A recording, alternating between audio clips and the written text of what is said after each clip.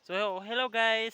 This is Joshua Vlog. So, ngayon nakakuha na po kami ng mga kahoy. Kaunti pa lang 'yun, pero na-worry talaga ako sa aking cousin dahil samang-sama. Hindi talaga magpa-iwan sa amin. Ito talaga yung buhay sa bukid. Pag malapit ka sa bukid, ito talaga. Sabi na mahirap, lalo na mahirap ka. Wala kang sulin. So, talaga mangunguha ka ng kahoy ito. Pangunguhain mo 'yan, 'yan.